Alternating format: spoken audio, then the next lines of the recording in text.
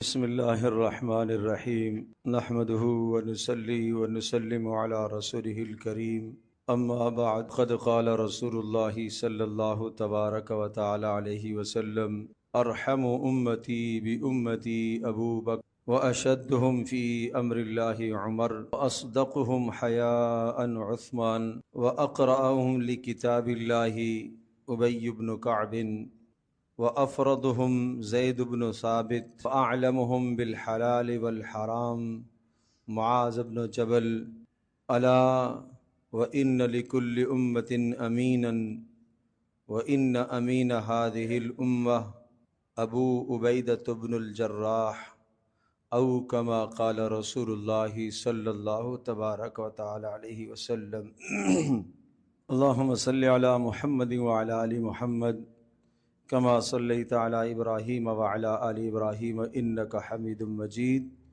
اللهم بارك على محمد وعلى آل محمد كما باركت على إبراهيم وعلى آل إبراهيم إنك حميد مجيد۔ گرامی قدر حاضرین و سامعین، جمعے کے دن عربی کے خطبے میں عام طور پر ایک حدیث آپ خطباء سے سنتے ہیں اور اس حدیث کو پڑھا جاتا ہے۔ اس میں رسول اکرم صلی اللہ تعالی علیہ وسلم کے صحابہ کے مناقب اور فضائل ہیں، اور اس میں رسول اکرم صلی اللہ تعالی علیہ وسلم نے نام لے لے کر اپنے اصحاب کی خاص صفات اور خصوصیات کو ذکر فرمایا۔ یہ حدیث جو آپ کے سامنے میں نے پڑھی ہے، امام ترمذی رحمۃ اللہ علیہ نے اس مبارک حدیث کو اپنی سنن اور جامع ترمذی میں اس حدیث کو نقل فرمایا۔ اسی طرح سے ابن ماجہ میں بھی یہ روایت موجود ہے، اور دیگر احادیث کی کتابوں میں بھی یہ روایت موجود ہے، جس میں رسول اکرم صلی اللہ تعالی علیہ وسلم ارشاد فرما رہے ہیں، ارحم امتی بامتی ابو بکر، کہ میری امت میں میری امت کے ساتھ سب سے زیادہ مہربان ابو بکر ہیں۔ میری امت میں میری امت کے ساتھ سب سے زیادہ مہربان ابو بکر ہیں۔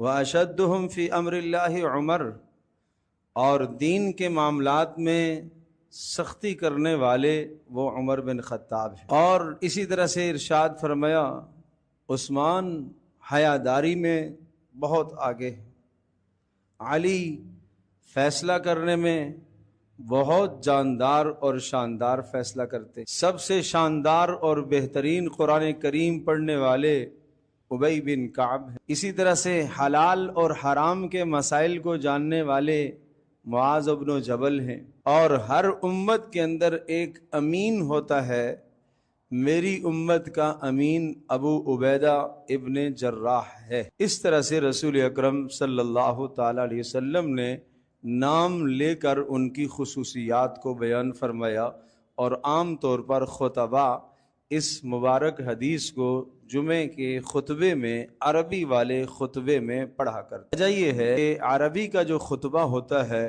اس خطبے میں چند چیزوں کا ہونا ضروری ہوتا ہے، تو اس لیے پہلے ہمارے یہاں اردو میں تقریر ہو جاتی ہے، اور مضمون جو مفہوم بیان کیا جاتا ہے وہ کر دیا جاتا ہے، اور عربی کا خطبہ کہ نماز جمعہ کے لیے شرط ہے، تو اس لیے عربی کے خطبے میں چند چیزیں خطیب ذکر کر دیا کرتا ہے۔ وہ کیا چیزیں ہیں؟ نمبر 1، اللہ کی حمد و ثنا خطبے میں ہوتی ہے۔ نمبر 2، قرآن کریم کی آیات ہوتی ہے۔ نمبر 3، رسول اکرم صلی اللہ تعالی علیہ وسلم کی احادیث مبارکہ۔ نمبر 4، وعظ و نصیحت کی چند باتیں یا چند جملے۔ اور نمبر 5، پیارے رسول صلی اللہ تعالی علیہ وسلم پر درود شریف پڑھنا۔ اور نمبر 6، رسول اکرم صلی اللہ تعالی علیہ وسلم کے صحابہ کرام اور اہل بیت کا تذکرہ۔ اور آخر میں آپ نے یہ بھی سنا ہوگا، ان اللہ یأمر بالعدل والاحسان، یہ آیت بھی پڑھی جاتی ہے 7ویں نمبر پر، اس آیت کو بھی پڑھا جاتا ہے، اور اسی طرح سے 8ویں نمبر پر دعائیہ کلمات۔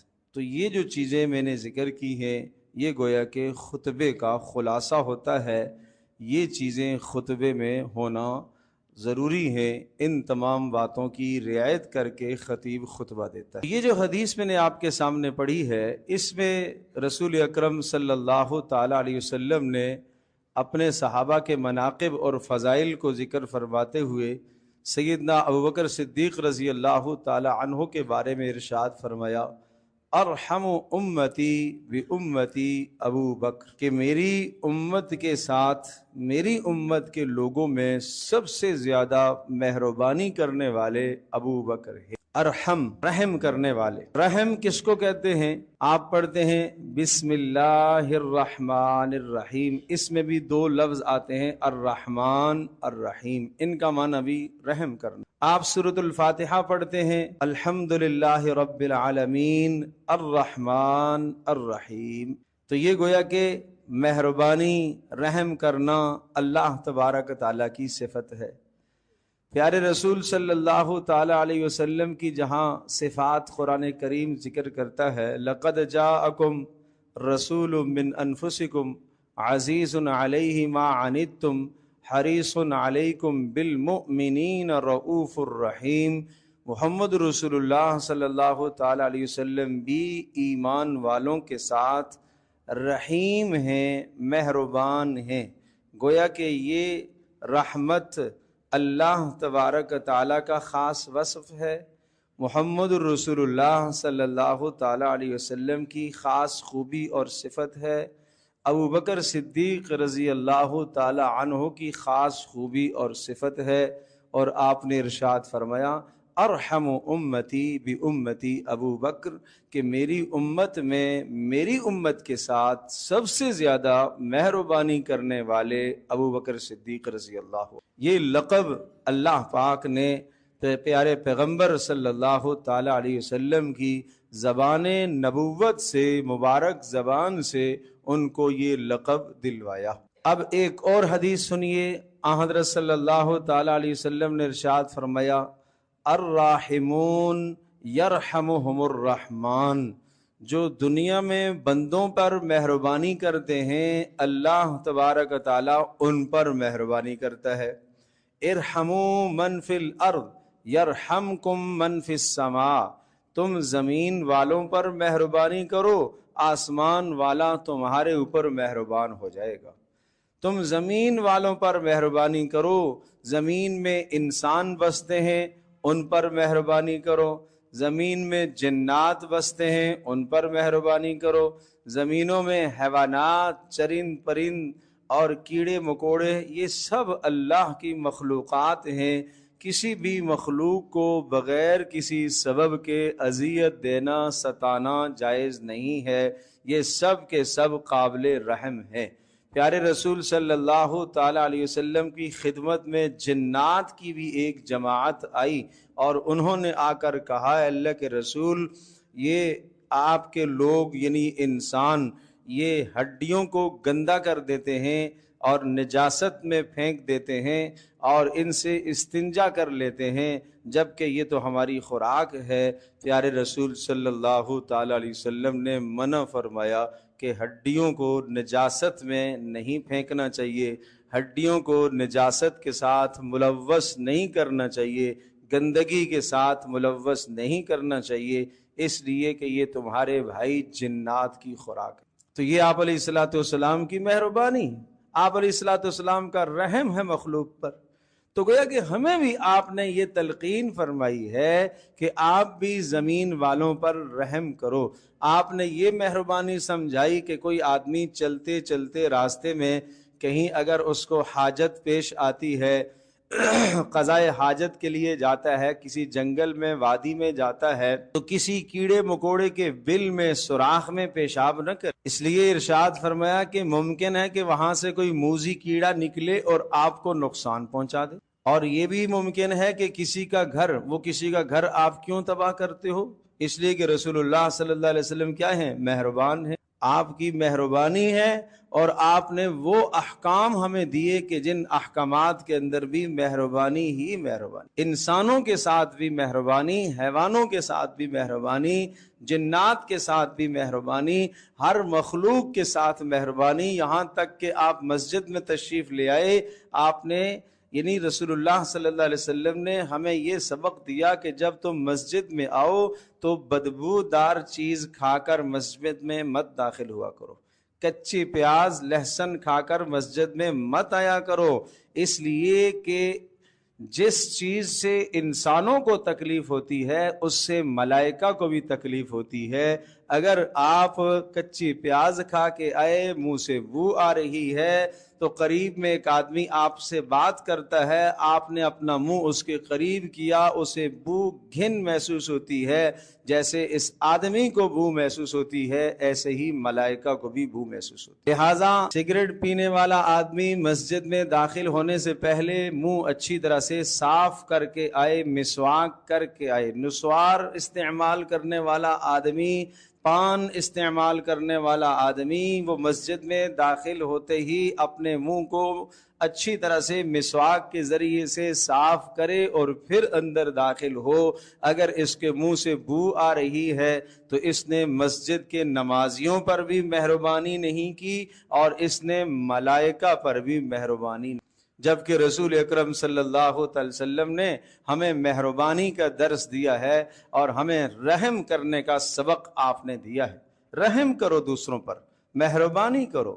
مہربانی کا مطلب رقت قلب ہے، دل کا نرم ہو جانا، کسی کی پریشانی اور مشکل کی حالت دیکھ کر آدمی کا نرم ہو جانا اور پھر اس کے لیے آدمی محنت کرے، کوشش کرے، اس کو اس مشکل سے نکالے، اس کو اس تکلیف سے نکالنے کی کوشش کرے، اس کو اس اذیت سے بچانے کی کوشش کرے، اس چیز کا نام ہے مہربانی۔ ایک شخص رسول اکرم صلی اللہ تعالی علیہ وسلم کے صحابہ کرام رضی اللہ عنہم اجمعین میں سے ہیں، اور ان کی اور سیدنا ابوبکر صدیق رضی اللہ تعالی عنہ کے درمیان میں کوئی بات ہو گئی، بات ذرا اونچی ہو گئی اور وہ شخص ناراض ہو کے چلے گئے۔ رسول اکرم صلی اللہ تعالی علیہ وسلم کے پاس ابوبکر صدیق رضی اللہ تعالی عنہ آتے ہیں، گویا کہ اس آدمی کا ناراض ہونا ابوبکر صدیق رضی اللہ تعالی عنہ کو گراں گزرا، برداشت نہیں ہوا کہ ایک مسلمان مجھ سے کیوں ناراض ہے۔ رسول اکرم صلی اللہ علیہ وسلم کی خدمت میں حاضر ہوئے اور آ کر کہا اللہ کے رسول فلاں فلاں شخص مجھ سے ناراض ہوئے ہیں، آپ سفارش فرمائیے وہ مجھ سے راضی ہو جائیں۔ کیا آج ہمارے ماحول اور معاشرے میں کوئی ایسا آدمی ہے جو یہ کہے کہ جناب صاحب آپ میری سفارش کریں، فلاں صاحب مجھ سے روٹھ گئے ہیں، ناراض ہو گئے ہیں؟ آج تو میں یہ کہتا ہوں کہ بھائی وہ ناراض ہو رہا ہے تو جائے، میں تو اپنے گھر سے کھاتا ہوں، ناراض ہونے دو، مجھے کیا ہے، ناراض ہوا ہے تو وہ ہو رہا ہے۔ اللہ اکبر۔ یہ ابوبکر صدیق رضی اللہ تعالی عنہ ارحم ہیں، ان کی مہربانی ہے، ان کی شفقت ہے، ان کا اپنی امت پر، انسانوں پر پیار ہے اور شفقت ہے، وہ اس ناراضگی کو برداشت نہیں کر رہے اور رسول اکرم صلی اللہ تعالی علیہ وسلم کی خدمت میں سفارش کے لیے آگے، باوجود یہ کہ جو شخص ناراض ہو رہا ہے وہ ابوبکر صدیق رضی اللہ تعالی عنہ سے مقام میں، مرتبے میں چھوٹا ہے۔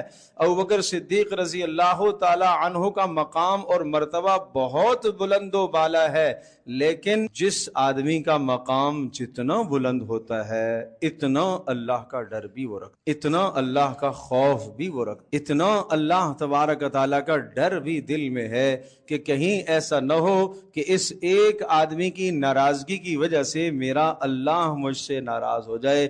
رسول اکرم صلی اللہ تعالی وسلم نے ان صاحب کو بلایا، انہیں سمجھایا، صلح صفائی کی بات ہو گئی۔ تو ایک بات ہمیں یہ بھی پتہ چلی ہے کہ اگر ہم اپنے گرد و نواح میں، اپنے ماحول میں، اپنے معاشرے میں دو آدمیوں کو اگر ہم ناراض دیکھتے ہیں تو ہمیں یہ ہماری ذمہ داری ہے، ہمیں بیچ میں پڑھ کر ان دونوں کے درمیان میں مصالحت کی کوشش کرنی چاہیے۔ ہمارا کم کوشش کرنا، نتیجہ نہ ملے کوئی بات نہیں، آپ نے کوشش کی، نتیجہ حاصل نہیں، 2 بار 3 بار کوشش کی، نتیجہ ہاتھ نہیں آیا، وہ دونوں صاحب آپس میں راضی ہونے کو تیار نہیں ہیں، یا ان میں سے ایک صاحب جو ہے وہ بالکل ماننے کو تیار نہیں ہے، مگر ہم اپنا کردار تو ادا کریں۔ اس لیے کہ قرآن کریم کے اندر ہمیں صاف صاف اس بات کا حکم دیا گیا ہے، صاف صاف حکم دیا گیا ہے کہ فَأَصْلِحُوا بَيْنَهُمَا، 2 افراد کے درمیان میں، 2 قبیلوں کے درمیان میں، 2 خاندانوں کے درمیان میں تم صلح کرایا کرو، اور فرمایا عدل کے ساتھ، انصاف کے ساتھ صلح کرایا کرو، اللہ سے ڈرتے رہا کرو۔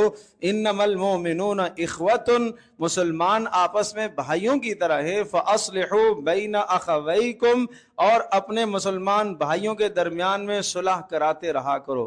اگلا جملہ سنیے گا، کیا کہا؟ مسلمانوں کے درمیان میں صلح کراتے رہا کرو۔ واتقوا اللہ، اس سلسلے میں صلح کے معاملے میں اللہ سے ڈرتے رہا کرو، لعلکم ترحمون، تاکہ اللہ تمہارے اوپر مہربان ہو جائے۔ اگر اللہ کی تم مہربانی چاہتے ہو تو 2 لوگوں کے درمیان میں انصاف کے ساتھ صلح کراتے رہو۔ تو 2 آدمیوں کے درمیان میں صلح کرانے کے نتیجے میں اللہ کی رحمت برستی ہے۔ 2 آدمیوں کے درمیان میں مصالحت، یا 2 خاندانوں کے درمیان میں مصالحت کرانا اتنا بڑا کردار ہے کہ اس کردار کو نفل نماز سے بھی افضل کہا گیا ہے، 2 افراد کے درمیان میں مصالحت کرانا۔ تو اپنی گرد و نواح کی زندگی کا جائزہ لیا کرے، اگر گھر کے اندر 2 افراد ناراض ہیں، 2 سگے بھائی ناراض ہیں، چچا بھتیجا ناراض ہیں، ماموں بھانجا ناراض ہیں، 2 کزنز آپس میں ناراض ہیں، مصالحت کرانے کی کوشش کرو، کیونکہ قرآن کریم کا ہمیں حکم ہے۔ ہم نمازی بھی ہیں، ہم پرہیزگار بھی ہیں، ہم تہجد گزار بھی ہیں، مگر اس چیز میں ہم کبھی بھی حصہ نہیں لیتے، اور ہم یہ کہتے ہیں کہ ہمارا کسی سے کوئی لینا دینا نہیں بھائی، اسلامی برادری ایک برادری ہوا کرتی ہے۔ سیدنا ابوبکر صدیق رضی اللہ تعالی عنہ کی سیرت طیبہ، خود رسول اکرم صلی اللہ تعالی علیہ وسلم کی سیرت طیبہ کیا ہے؟ کیا آپ جانتے ہیں کہ مدینہ منورہ میں رسول اکرم صلی اللہ تعالی علیہ وسلم جب تشریف لے گئے تو آپ بیت المقدس کی طرف رخ کر کے نماز پڑھا کرتے تھے، اور جب حکم بیت اللہ کی طرف واپس نماز کا حکم آیا تو آپ کہاں تھے، کس جگہ پر تھے، وہاں کیوں گئے تھے؟ آج بھی وہ مسجد، اس کا نشان مدینہ منورہ میں موجود ہے، مسجد قبلتین اس کو کہتے ہیں۔ وہاں پیارے رسول صلی اللہ تعالی علیہ وسلم نے نماز پڑھی، اور اس نماز کے دوران قبلے کے بدلنے کا حکم آیا، وہاں آپ 2 قبیلوں کے درمیان میں صلح کرانے کے لیے تشریف لے گئے تھے۔ یہ کتنا بڑا عمل ہے، 2 قبیلوں کے درمیان میں آپ صلح کرانے کے لیے تشریف لے گئے تھے، اور اسی اثناء میں دوران نماز حکم آیا تبدیل قبلہ کا، تو آپ علیہ الصلوۃ والسلام نے دوران نماز ہی اپنا رخ بیت اللہ کی طرف کر دیا۔ تو عرض یہ کر رہا ہوں کہ اس طرح سے ہمیں اپنے معاشرے میں یہ کردار بھی ادا کرنا چاہیے۔ یہ کردار ادا کرنے کا مطلب یہ ہوا کہ یہ جو 2 آدمی آپس میں لڑے ہوئے ہیں، آپ نے ان دونوں پر مہربانی کی ہے، آپ ان دونوں پر مہربانی کر رہے ہیں، آپ ان دونوں پر مہربانی کر رہے ہیں، کیونکہ وہ دونوں آپس میں لڑے ہوئے ہیں، اور دونوں ایک دوسرے کی غیبت میں بھی مبتلا ہوں گے، دونوں ایک دوسرے کی برائیاں بھی کر رہے ہوں گے، دونوں ایک دوسرے کی چغل خوریاں کر کے اپنے گناہوں کو کما رہے ہیں، نیکیاں برباد کر رہے ہیں۔ تو آپ کی مہربانی کا تقاضا یہ ہے کہ آپ ان کی نیکیوں کو محفوظ کرا دیں۔ جیسے آپ کسی کا مال محفوظ کرا لیتے ہیں، بھائی ماشاءاللہ آپ نے بڑی ہمت کی ہے، فلاں شخص کا مال لٹنے لگا تھا اور آپ نے آگے بڑھ کر اس کے مال کا تحفظ کر لیا۔ جس طرح سے مال کا تحفظ کرنا آپ نے اس پر احسان کیا ہے اور آپ نے اس پر مہربانی کی ہے، اسی طرح سے نیکیوں کا اور ایمان کا تحفظ کرنا یہ اس پر بڑی مہربانی، یہ بڑی مہربانی ہے کہ دوسرے پر اس کی نیکیوں کو محفوظ کر لیا جائے، اس کے ایمان کا تحفظ کیا جائے، اس کی جان کا تحفظ کیا جائے، یہ بھی بڑی نیکی ہے۔ تو سیدنا ابوبکر صدیق رضی اللہ تعالی عنہ اس سلسلے میں ارحم تھے، سب سے زیادہ مہربان تھے۔ پیارے رسول صلی اللہ تعالی علیہ وسلم کی امت میں سب سے زیادہ مہربان امت پر ابوبکر صدیق رضی اللہ تعالی عنہ تھے۔ چنانچہ ان کی مہربانی کا آپ یہ عالم دیکھیے، ایک مرتبہ ایک جگہ سے گزر ہوا، حضرت بلال رضی اللہ تعالی عنہ کو دیکھا کہ ان کا آقا چونکہ غلامی کی زندگی گزر رہی تھی، حضرت بلال رضی اللہ تعالی عنہ اسلام لے آئے اور انہیں سخت ستایا جا رہا تھا، اس طرح سے لٹایا گیا، گرم شدید تیز دوپہر کی دھوپ ہے، ریت ہے، نیچے گرم عرب کا ریگستان ہے، اور لٹا دیا گیا اور اوپر بھاری پتھر رکھ دیا گیا، اور یہ کہا جا رہا تھا کہ محمد کا کلمہ چھوڑ دو یا تمہاری جان جائے یا کلمہ چھوڑ دو۔ حضرت بلال کی زبان سے ایک ہی لفظ نکل رہا تھا، احد احد، اللہ ایک ہی ہے، اللہ ایک ہی ہے، اللہ ایک ہی ہے۔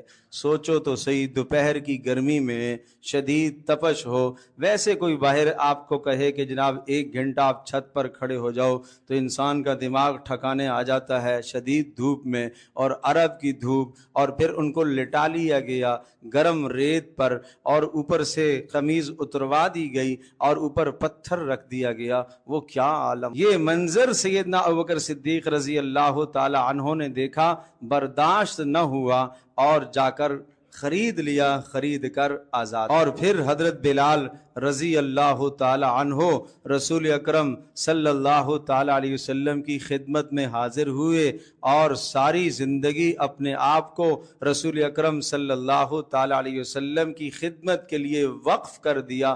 اب حضرت ابوبکر صدیق رضی اللہ تعالی عنہ نے حضرت بلال رضی اللہ تعالی عنہ کو اس طرح سے مہربان ہو کر ان کو آزاد کرایا، اور حضرت بلال کے علاوہ اور بہت سارے لوگوں کو اس طرح سے جو مشقت میں تھے، تکلیفوں میں تھے، کفار کی اذیتوں میں مبتلا تھے، ان کو آزاد کرایا۔ تو اللہ پاک نے قرآن کریم میں یہ آیت نازل فرمائی، وَسَيُجَنَّبُهَا الْأَتْقَى الَّذِي يُؤْتِي مَالَهُ يَتَزَكَّى، اس جہنم سے اس شخص کو دور کر دیا جائے گا جس نے اپنا مال اس لیے خرچ کیا تاکہ اس کا دل پاک صاف ہو جائے، اس کا دل پاک صاف ہو جائے۔ وَمَا لِأَحَدٍ عِندَهُ مِن نِعْمَةٍ تُجْزَى، اور بلال کے اوپر کوئی، یا بلال کا ابو بکر پر کوئی احسان نہیں تھا کہ اس احسان کا بدلہ چکانے کے لیے اس نے ایسا کیا۔ کیوں کیا؟ إِلَّا ابْتِغَاءَ وَجْهِ رَبِّهِ الْأَعْلَى، اس بلند و بالا اللہ کی رضا کے لیے ابو بکر نے یہ عمل کیا ہے۔ اور فرمایا وَلَسَوْفَ يَرْضَى، وہ اللہ ان قریب ابو بکر سے راضی ہو جائے گا، وہ رب ابو بکر سے راضی ہو جائے گا۔ تو یہ اعلان کس پر ہوا؟ مہربانی پر ہوا، مہربانی پر ہوا، رحم دل ہونے پر ہوا۔ تو ہمیں بھی اپنے دلوں کو رحم دل بنانا چاہیے، ہمیں بھی اپنے دلوں کو مہربان بنانا چاہیے۔ ایک سبق ہمیں یہ حاصل ہوا کہ ہمیں ہمیشہ اللہ جب بھی تمہیں کوئی اختیار دے، دیکھو رحم جب ہوتا ہے جب آپ کے پاس کوئی اختیار ہے۔ آپ اپنے ماتحتوں کے ساتھ نرمی کا معاملہ کریں۔ آپ کے ماتحت کون ہیں؟ آپ اپنے گھر میں ہیں، آپ کی بیوی آپ کے ماتحت ہے، آپ کے بچے آپ کے ماتحت ہیں، آپ کے گھر کے اندر آپ کی بہو آپ کے ماتحت ہے، بچیاں آپ کے ماتحت ہیں۔ مت سختی کا معاملہ، مت ظلم کرو، مت زیادتی کرو، اپنی گھر والی کو بھی سمجھاؤ، وہ بھی اپنے بچوں کے ساتھ اور بیٹوں اور بیٹیوں کے ساتھ اور بہو کے ساتھ مہربانی والا معاملہ کریں، شفقت والا معاملہ کریں۔ یہ ظلم گھر میں نہیں ہونا چاہیے، یہ ظلم زیادتی گھر میں نہیں ہونی چاہیے۔ نمبر 2، آپ کہیں بھی کام کر رہے، آپ کے ماتحت 4 ملازم ہیں، 6 ملازم ہیں، 10 ملازم ہیں آپ کے ماتحت، آپ کی ذمہ داری ہے کہ اپنے ماتحت ملازموں کے ساتھ نرم رویہ آپ اختیار کریں، آپ اخلاق سے پیش آئیں، اچھے کردار سے پیش آئیں، آپ مہربانی والا معاملہ کریں، آپ ان کی ضرورت کو پورا کرنے کی ہر ممکن کوشش کریں۔ آپ کا ملازم ہے، کام پسند نہیں آیا آپ کو، بار بار وہ کام میں نقصان کرتا ہے، ڈنڈی مارتا ہے، عزت کے ساتھ عافیت کے ساتھ اپنے سے اس کو جدا کر دیں، مگر ظلم نہ کریں، زیادتی نہ کریں، بدتمیزی نہ کریں، بری باتیں نہ کہیں۔ ایک شخص یہ کہتے ہیں، میں رسول اکرم صلی اللہ تعالی علیہ وسلم کی بات بتاؤں، اپنے غلام کو، خادم کو، نوکر اور ملازم کو ڈانٹا، وہ ڈانٹا، وہ ڈانٹا، پیچھے سے ایک آواز آئی، خبردار تیری ڈانٹ کو اور اس کی نافرمانی کو تولا جائے گا قیامت کے دن. اگر تیری ڈانٹ زیادہ ہوئی اور اس کی نافرمانی کم ہوئی تو تم پکڑے جاؤ گے، اور اگر اس کی نافرمانی زیادہ ہے اور تیری ڈانٹ تھوڑی ہے تو تو فائدے میں رہے گا. میں نے پلٹ کر دیکھا پیارے رسول صلی اللہ علیہ وسلم، میں نے کہا اللہ کے رسول کتنی مرتبہ روزانہ ملازم کو، غلام کو، ماتحت کو معاف کروں؟ کتنی مرتبہ؟ کہا 70 مرتبہ روزانہ معاف کروں. اللہ اکبر، اللہ اکبر. یہ رسول اللہ صلی اللہ علیہ وسلم کی مبارک زندگی ہے. یہ ہے رحم، یہ ہے مہربان ہونا. تو میں یہ عرض کر رہا تھا اپنے ماتحتوں پر مہربانی کیجیے. آپ اپنے محلے کے اندر اللہ نے آپ کو حیثیت دی ہے، اللہ نے آپ کو مال دیا، اللہ نے آپ کو اقتدار دیا. دائیں کا پڑوسی، بائیں کا پڑوسی، سامنے کا پڑوسی، پیچھے کی جانب کا پڑوسی، اوپر کا پڑوسی، نیچے کا پڑوسی، سب آپ سے ڈرتے ہیں، سب آپ سے ہراساں ہیں، خوف زدہ ہیں. ظلم مت کیجیے گا، ظلم مت کیجیے گا. آج اگر وہ پڑوسی آپ کا ڈر کے مارے میں نہ بولے، آپ کے سامنے کوئی بات نہ کہہ سکے، گاڑی آپ نے غلط پارک کر دی اور آپ نے صرف وہ آپ کے اقتدار اور آپ کے مال کی وجہ سے نہیں بول پا رہا، یا اسے معلوم ہے کہ میں بولوں گا تو یہ شخص گالیاں دے گا، یہ برا بھلا کہے گا، یہ سمجھ لیں کہ آپ زیادتی کر رہے ہیں، ظلم کر رہے ہیں. اس کا بدلہ قیامت کے دن نیکیوں کی شکل میں آپ کو دینا پڑے گا. بھائی نیکیوں کی شکل میں عدل کا دن آئے گا، انصاف کا دن آئے گا، اس دن میں آپ کو بدلہ دینا پڑے گا. اقتدار آ جانے کے بعد، کسی کوئی حیثیت بن جانے کے بعد درگزر کیا کرو، معاف کیا کرو، درگزر کیا کرو. یہ ہے ابوبکر صدیق رضی اللہ تعالی عنہ کی صفت خاصہ. ارحم امتی بی امتی ابو بکر. اتنا بلند مقام ہونے کے باوجود بھی درگزر کرنا، معاف کرنا، درگزر کرنا، لوگوں کے کام آنا. کام آنے کا تو یہ حال ہے کہ راتوں کو اٹھ کے پہنچتے تھے، دیکھتے تھے اگر کوئی حاجت مند ہے اس کی ضرورت کو پورا کیا کرتے تھے. مدینہ کے کنارے پر بیوہ خاتون ہے، اس بیوہ خاتون کے گھر کا جھاڑو پوچھا. یہ اس زمانے کی بات ہے جب ابوبکر صدیق رضی اللہ تعالی عنہ خلیفہ تھے، اس وقت کی بات ہے. عمر رضی اللہ تعالی عنہ کو پتہ چلتا ہے کہ جناب فلاں جگہ پر ایک خاتون ہے، کوئی کام کاج کرنے والا نہیں ہے. اس کے پاس پہنچتے ہیں اور جا کر دیکھا تو سارے کام ہوئے ہیں. اماں یہ کس نے کام کیا؟ سویرے ایک آدمی آیا، وہ کر کے چلا گیا. دوسرے دن حضرت عمر سویرے تشریف لے گئے تاکہ میں جا کے یہ خدمت کروں. خدمت کا جذبہ دیکھا، خدمت کا جذبہ اندر دیکھا. دوسرے دن پہنچتے ہیں، پھر کام ہوا. اماں کس نے کیا؟ سویرے ایک آدمی آیا تھا، کر کے چلا گیا. تیسرے دن اور سویرے تشریف لے گئے تاکہ مجھے وہ خدمت کا موقع مل جائے. دیکھا پھر کیا ہوا تھا. چوتھے دن اور سویرے چلے گئے اور پہنچتے ہیں، دیکھتے ہیں تو ایک آدمی گھر سے صفائی ستھرائی کر کے اور اس بڑھیا کے سارے کام کر کے باہر نکل رہا ہے اور چادر اوپر لپٹی ہوئی ہے تاکہ محسوس نہ ہو کون ہے. تو حضرت عمر کہتے میں نے ہاتھ پکڑ لیا، دیکھوں تو صحیح کون. انہوں نے چھڑانے کی کوشش کی اور اسی اثنا میں چہرے سے چادر ہٹی تو دیکھا ابوبکر صدیق رضی اللہ. سمجھ گیا کہ ان سے کوئی آگے نہیں جا سکتا، نیکی میں ان سے کوئی آگے نہیں جا سکتا. یہ ابو بکر نیکی میں پہل کرنے، نیکی میں سب سے آگے بڑھنے والے، نیکی میں سبقت کرنے والے، نیکی میں سب کو پیچھے چھوڑنے والے. ابو بکر نیکی میں پہل کرنے والے. تو اپنا مزاج یہ بناؤ، نیکی کا جہاں موقع آئے اس کو ضائع مت کرو، اس کو ہاتھ سے مت جانے دو. ایک چھوٹی سی نیکی، ارے نیکی چھوٹی نہیں ہے، وہ میرے اور آپ کے نزدیک چھوٹی ہے. لا تحقرن من المعروف شیئا. ایک معمولی سی نیکی کو بھی ہلکا نہ سمجھو، ایک معمولی سی نیکی کو بھی ہلکا نہ سمجھو. یہاں تک کہ فرمایا یہ جو آپ چہرے سے مسکرا کر اپنے مسلمان بھائی کو دیکھتے ہو نا، اس نیکی کو بھی ہلکا نہ سمجھنا، شاید یہی نیکی آپ کی جنت کا ذریعہ بنے. لا تحقرن من المعروف شیئا ولو ان تلقى اخاك بوجه طليق.